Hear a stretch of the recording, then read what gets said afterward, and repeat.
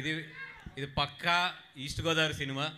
అంటే ఉభయ గోదావరి జిల్లాలు ఇదివరకు కలిసిండి కాబట్టి పక్కా ఈస్ట్ గోదావరి సినిమా ఇది. That is the main base of the film. రండి, ఎస్పెషల్లీ మీ జిల్లాలో నేను చిన్నప్పటి నుంచి చూసిన ఫన్ కానీ ఎంటర్టైన్మెంట్ కానీ వెటకారం కానీ మామూలుగా ఉండదు సినిమా. మీరు బయటికి వెళ్ళినప్పుడు అయితే మాత్రం 100% మీ బొగ్గలు మీ పొట్ట మాత్రం నెప్పెడితేనే బయటికి వెళ్తాయి. అదైతే మాత్రం గ్యారెంటీ మా వైపు నుంచి. నేను ప్రత్యేకంగా పిఠాపురం వచ్చి ఇక్కడ ఈ కార్యక్రమం చేయడానికి మెయిన్ కారణం ఏంటంటే పిఠాపురం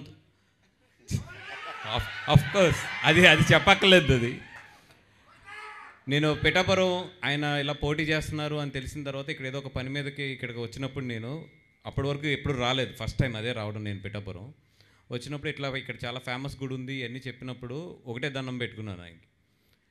ఏదో ఒక మంచి జరగాలని కోరుకున్నాను. ఆ మంచి ఎంత బాగా జరిగిందంటే నేను కోరుకున్న దానికి 100 రెట్లు జరిగింది ఆ మంచి. నేను ఊహించినంత మంచి జరిగింది. అందుకనే మళ్ళీ వచ్చి ఆయన దర్శనం చేసుకుని మళ్ళీ కోరుకున్నాను ఈ సినిమా బాగా హిట్ అవ్వాలని చెప్పి. నాకు తెలుసు పిఠాపురం గుడి అంత పవర్ఫుల్లో ఏంటి అనేది. డెఫినెట్గా ఈ సినిమా మంచి హిట్ అవుతుంది. ఇది ఇండస్ట్రీలో సెంటిమెంట్ కింద కూడా టర్న్ అవుతుంది.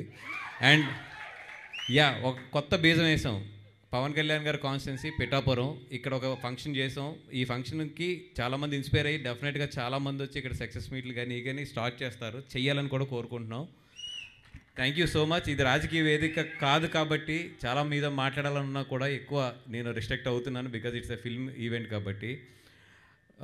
ఈ సినిమా ద్వారా నాకు నితిన్ గారు, మన జూనియర్ ఎన్టీఆర్ గారు బావమరిది అయినా కానీ ఎక్కడా కూడా ఎప్పుడు ఏ రోజు కూడా ఒక పెద్ద ఫ్యామిలీ నుంచి వచ్చాము లేదా ఒక పెద్ద కుటుంబం నుంచి వచ్చిన ఇది కానీ ఏమీ లేకుండా చాలా సింపుల్గా మా అందరితోనే యూనిట్తోనే కలిసిపోయి మా అందరిలో ఒక కుర్రోడి కిందే ఉండి మమ్మల్ని అందరినీ కూడా చాలా బాగా హ్యాపీగా మమ్మల్ని షూటింగ్ మొత్తం తీసుకెళ్లారు.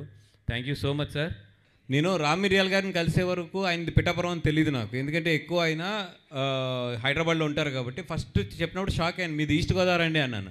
అవునండి, నాది ఈస్ట్ గోదావరి, నేను చాలా రెగ్యులర్గా వెళ్తూ ఉంటాను కూడా పిఠాపురం, నాకు పిఠాపురం అంటే చాలా ఇష్టం అని కూడా చెప్పాడు ఆయన.